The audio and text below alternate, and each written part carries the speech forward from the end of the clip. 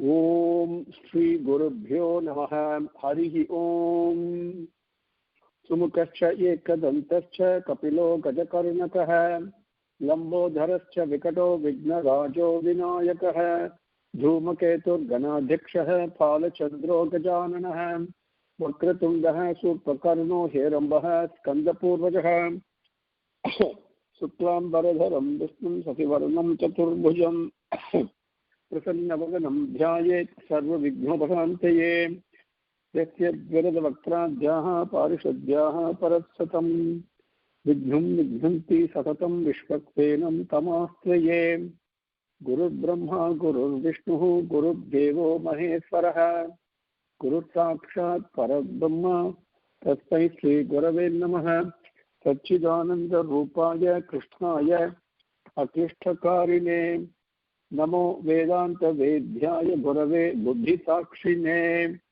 कृष्णद्वैपायनं व्यासं सर्वभूतहिते रतं वेदार्जभास्करं वन्दे समाधिनिलयं मुनिं जन्माद्यस्य यतः अन्वयात् इतरतश्च अर्थेषु अभिघ्नसत्परात् तेने ब्रह्महृदायः आदिकवये मुह्यन्ति यत्सूरयः तेजोवारिमृदां यथा विनिमयो यत्र त्रिसर्गो मृषा धाम्ना स्वेन सदा निरस्तकुहकं सत्यं परं धीमहि वर्मः प्रोचिधकैतवोऽत्र परमो निर्मत्सराणां सतां वेद्यं वास्तवम् अत्र वक्तु शिवदं तापत्रयोन्मूलनं श्रीमद्भागवते महामुनिकृते किं वा परैरीश्वरः सद्यो हृदि अवरुध्यतेः अत्र कृतिभिः शुश्रूषुभिः तत्क्षणात् निगमकल्पतरोर्गलितं फलं सुखमुखात् अमृतद्रवसंयुतं पिबत भागवतं रसमालयं मुहुरहो रसिकाः भुवि भावुकाः नारायणं नमस्कृत्य नरं चैव नरोत्तमं देवीं सरस्वतीं व्यासं ततो जयम् उदीरयेत्. Now with Bhagavan grace, let us continue. We came up to Slokam 10 in Adhyayam 30 in Skandham 3. Now, just to put this in context, so we understand what on earth is being said here. It is like Bhagavan looking at our life from Bhagavan's angle, like a mother would look at a child. And when the child is wasting away and going after the wrong things in life and being miserable in the process and taking solace in the occasional happiness the child gets, how will the mother feel? How will she describe it? That is how Bhagavan is describing. Specifically, in this Adhyayam, from all the way from Slokam 1 to Slokam 18, this Bhagavan is talking about a person who does not have sense control and who is excessively attached to the worldly things, and excessively and probably exclusively attached to the worldly matters, the concerns of and things of the world. So what happens to him? How does he live his life? That is what Bhagavan is talking about. Quickly reviewing from Slokam 1 to 10, so we will take up 11 onwards today with grace. What does he say in 1 and 2? Basically says time is playing havoc. He doesn't realize. So he's pursuing all these temporary things and thinking that he's got a great life. Like the way we talk on that Indra being the father pig story, right? Anecdote. Like the way we're all living our life. But time pushes him. And whatever pleasures and things that he may collect with his effort, time takes it away. In Harati Nimeshat Kala Sarvam. It's what Bhajagovindam Sakra Bhagavad Pada says. Harati Nimeshat Kala Sarvam. It can take away everything in just a wink of an eye. Now, in this process, the man, the person, the human being is always concerned about his house, his wife, his spouse or husband, children, relatives, friends, wealth, everything is attached to it. And you think they are all permanent. But forgetting that this body itself is temporary. Now, he emigrates from one body to another, one embodiment. The embodiment, the mind, the living mind, with unfulfilled desires, takes on another embodiment in the next birth. So he migrates from body to body. And at every body that he takes, he is very satisfied with it. He doesn't want to give it up. And even the Maya is such that even when he is confined to hellish experiences that he goes through, he doesn't want to leave this body that he has got. Whatever the body it may be, he doesn't want to leave it. Now, he's got a healthy body, he's got a beautiful family, wealth, good connections, positions in society, all the things that he goes after. And he's fully attached to all of them and thinks, oh my God, I'm very lucky. I'm so blessed, I'm so fortunate, I'm so happy, he thinks. But you see, in the process, he's prompted by evil tendencies, promoting his own worldly, selfish interests. Also, because of his selfishness, promoting all this, he undergoes various sufferings and continues to commit sins upon them. Then, preoccupied in this way, he is very happy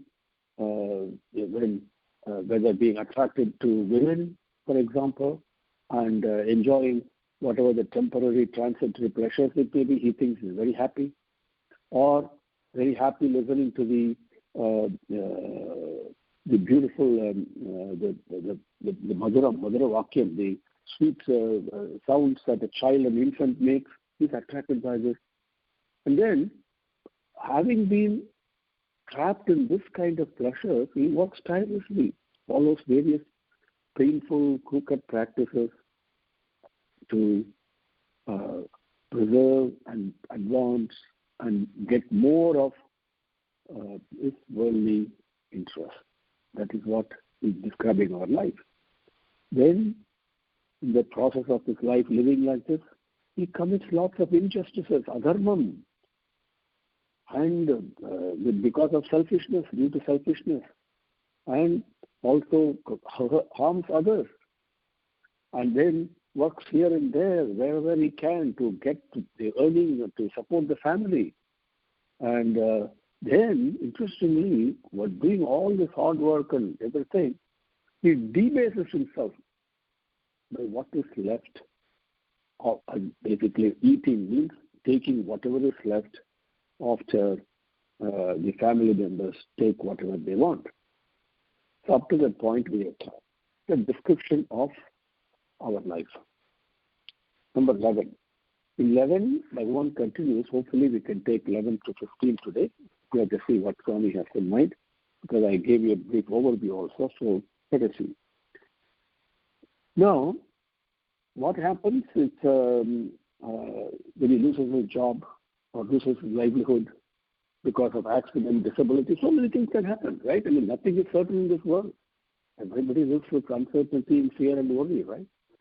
And then when he loses his livelihood, and then even after that, he repeatedly tries to save it, gets very restless in the process, and even become greedy and to acquire things that belong to others. It's a very great sin, okay?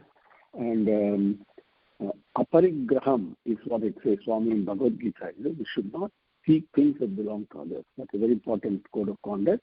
But he becomes greedy and goes after that. That is slokam number 11. Vartayam nityamanayam arabdhayam punaha punaha lobhavi bhutaha nissatvaha pararte kurute spraham. Vartayam nityamanayam arabdhayam punas punaha lobhavi bhutaha nissatvaha pararte kurute spraham. Vartayam lupyamanayam आरब्धायां पुनः पुनः लोभाभिभूतो निस्सत्त्वः परार्थे कुरुते स्पृहाम् आरब्धायां वार्तायां आरब्धायां be the arabha to begin vartayam livelihood. Okay, yes, we have to earn the money, whatever profession we do. So whatever we begin, arabdhayam, vartayam, livelihood that I have. Lubhyamanayam, when they vanish, when they get destructed, when the livelihood I began to earn in order to support all my family and everybody else because of the attachments, etc., right? Unmet greed and acquisitive desires, right? All of a sudden, I lose the livelihood. Lubhyamanayam. What happens? Punah punaha. Again and again. Lobhabhi bhutaha. Lobham. One of the greatest enemies. Jealousy, greed, miserliness. Lobham means miserliness. Greed. All put together there. Absolute selfishness. Greed, what happens? I take things that belong to others. I want more and more. And miserliness is what? I don't help others. It's only me. So this lobham is a hammer stroke of a very powerful enemy. Please understand. Lobhavi bhutaha, trapped by, shackled by, controlled by greed and miserliness, again and again. Then this sattvaha means beautiful. It's when the strength of the body goes away. As we even become older and older, body has got its dharma. You cannot be at 70 what you were at the age of 7. Body has to follow its dharma. So this sattvaha, as the strength goes down, as the ability, as the motor movements, the body, so many things happen. When they all start declining, because lobhabhi bhutaha, trapped, controlled, in the utter control of greed, spruha pararte, one of the worst things we can do. Pararte means things that belong to others. Please remember, I have to be very careful in life. I cannot take things that belong to others. I cannot even want to take things that belong to others. I cannot even think of taking things that belong to others. That's a very controlled way we have to live. But I don't have self-control. So out of greed, pararte, spruham kurute, things that belong to others, he starts desiring. He wants to take those also. What an utter destruction of human life, one's own life. So this is what we are doing in different degrees. So think about it. Okay. Vartayam, lupyamanayam, arabdhayam, punah punah, lobhavi bhuto, nissattvaha, pararte, kurute, ruham. Now, number 12. In 12, then lots of family responsibilities are there, and we all go through misfortunes and failures. We don't succeed in all our efforts, so we got failures also. So what do? Life is not just all the time good things. Challenges happen, losses happen, painful things happen, right? And so at that time, he becomes dazed and fatalistic and pitiable and sighs in despair. We call Tamil, oh my God, Vedanai, we say in Tamil. Yes, Swami, hey, why does he give so much? That is that sign of despair, sigh. So that's what happens in our life. That is sloka number 12. Kudumba bharana kalpo mandha bhagyo vrutho dhyamaha sriya vihinaha kripano dhyayan swasiti mudadhihi. Swasiti mudadhihi. Kudumba Bharana Kalpo Manda Bhagyo Vrutodhyamaha Sriya Vihinaha Kripano. Kripano is very good. Karpanya dosham is what, so this word is very important, so I want to just take a minute. Okay.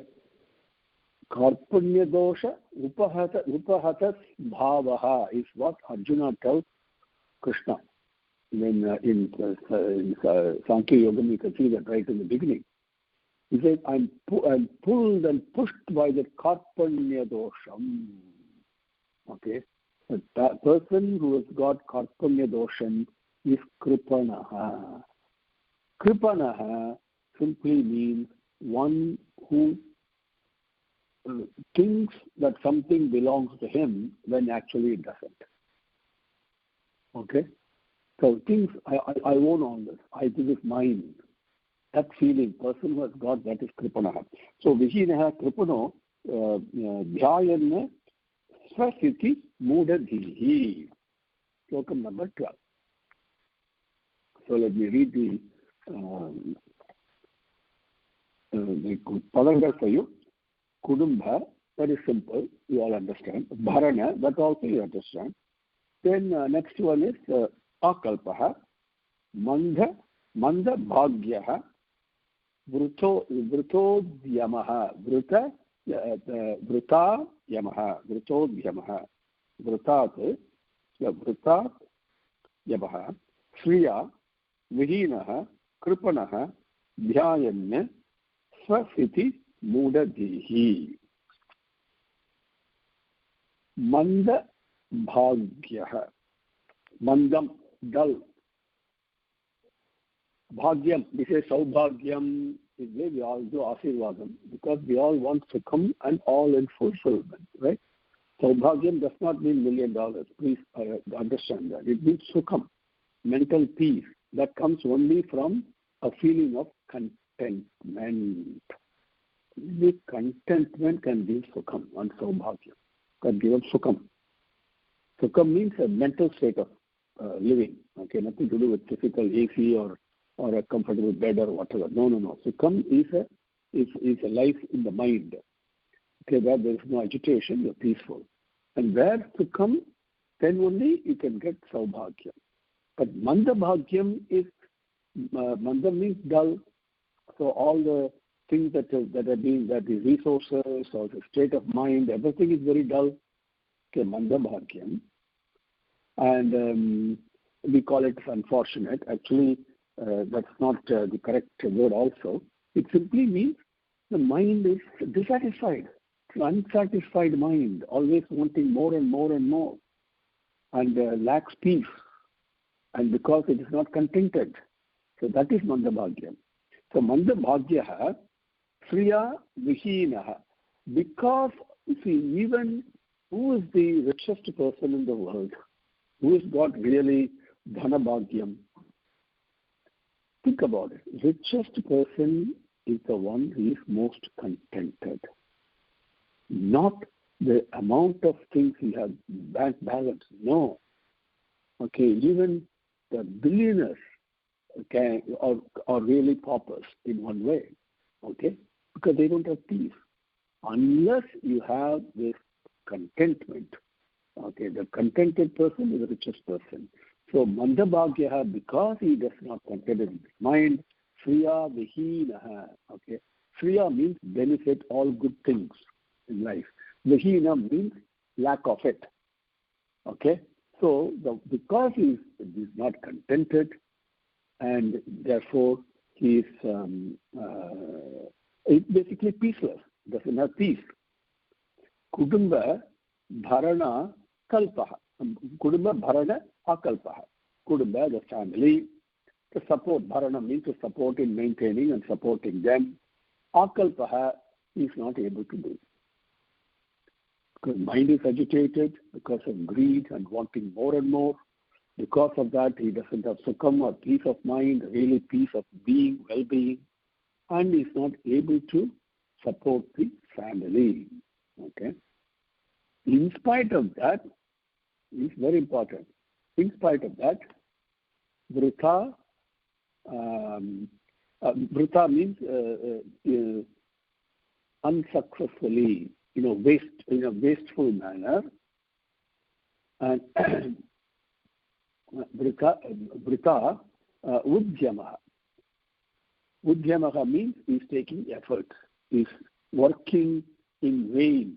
People like us, unsatisfied, agitated, trying to support the family. So I'm taking all kinds of effort. All these efforts are ultimately fruitless. Because of that, Kripanaha, we saw that, right? Because why? He thinks something belongs to him. It's my family, my thing. Because of that, he doesn't have peace. And therefore, another meaning is the Karpanya Dosham, Kripanaha. And another way people understand it, because of that, we have to sympathize with this person. Because he's in a lovely state of mind.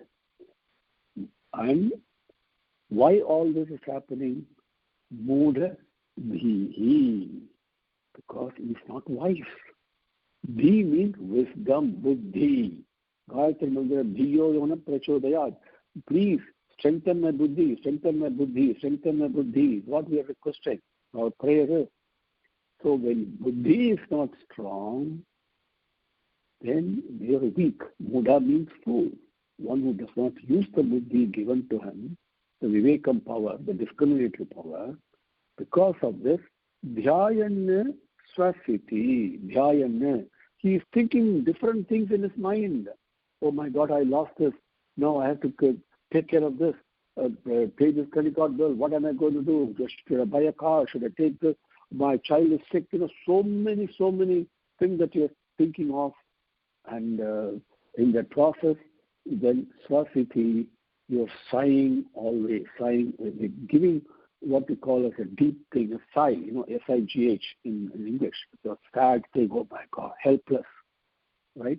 So that is how this person leads his life. He's peaceless. He's actually very poor, regardless of whatever he does. He wants to support his family, who does all kinds of things which basically result in vain. And because of his sense of false ownership, he's also a very unwise person, very foolish person, really, to be pitiable. Lives a very pitiable life, is what Swami says. So Kudumba Bharana Kalpo Nanda Bhagyo Vrita Udyamaha Kriya Bhinaha Kripano Dhyayan Swasiti Mudadhihi. Number 13. 13 Swami continues. Now, as time passes by, remember, right at the beginning, Swami said, time is pushing you, right? Now, time is pushing you. Soon the person comes to a position in life where he is incapable of supporting the family, the wife, relatives, etc. In other words, his earning period is over. Then what happens? And the wife, the spouse, in this case maybe, and other relatives begin to neglect him, just as heartless farmers do with their aged animals, aged cows. When the cow stops giving out milk, how is it treated? Neglected. So by Bhajagovindam also, Sakra Bhagavad Badal says the same point. Very important. Only when you are earning and all that, everybody will be surrounding you. The moment you stop that, everybody will leave you. Okay? And the neglect begins and takes place. We see this all around. Okay? We see this all around. So this is number 13. Evam svabharana kalpam tat kalatra adayah tata na adriyante yatha purvam khinasa iva gojaram. Evam svabharana kalpam tat kalatra adayah tata न आद्रियन्ते यथा पूर्वं कीनासः इव गोचरम् एवं स्वभरणाकल्पं तत्कलत्रादयस्तथा नाद्रियन्ते यथा पूर्वं कीनास इव गोचरम् एवं this way how it has been described so far in life, right from Slokam 1 up to this point.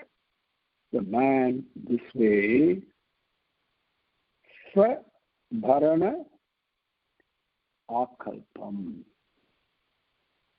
When he is unable to maintain and provide support, Tat Kalatra Adayah.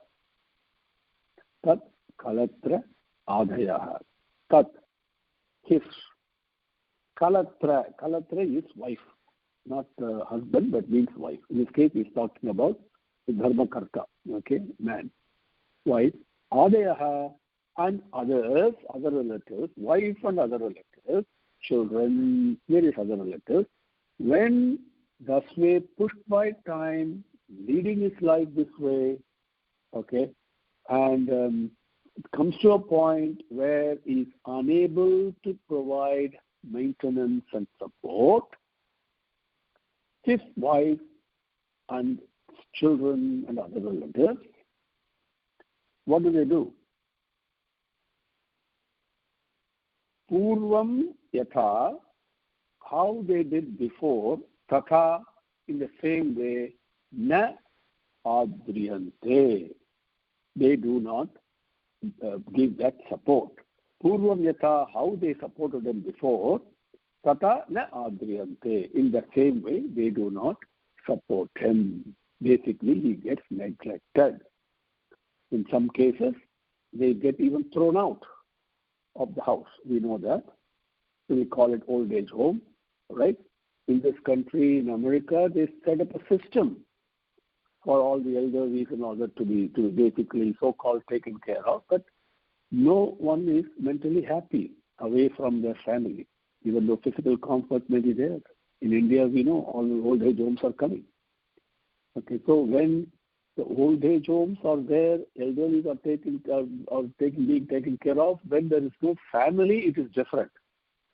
When the family throws them out and just gives the money to that organization to take care, the elderly go through tremendous mental torture. I have seen this myself. Many occasions I visited. So that's one of the greatest tragedies that takes place. Okay? Now, that is what he's describing here. So, now, Kinasaha iva, Kinasaha gocharam iva. Kinasaha means farmers. How do they do? Gocharam iva, the cows, or in this case, an elderly bull, for example, the moment it stops its utility value, which means it can no longer plow the field or whatever, there is no income from it, there's no utilization of that, then what do? They neglect it. Like that, he gets neglected by his own family and children when he is no longer able to provide the support and maintenance. Evam svabharanakalpam tat kalatra adayah tatha na adriyante yatha purvam kinasa iva gocharam. Om Shri Gurubhyo Namaha. Hari Om. Samastalokaha Sukhino Bhavantu. Samastalokaha Sukhino Bhavantu. Samastalokaha Sukhino Bhavantu. Om Shanti Shanti Shanti. Hari Om.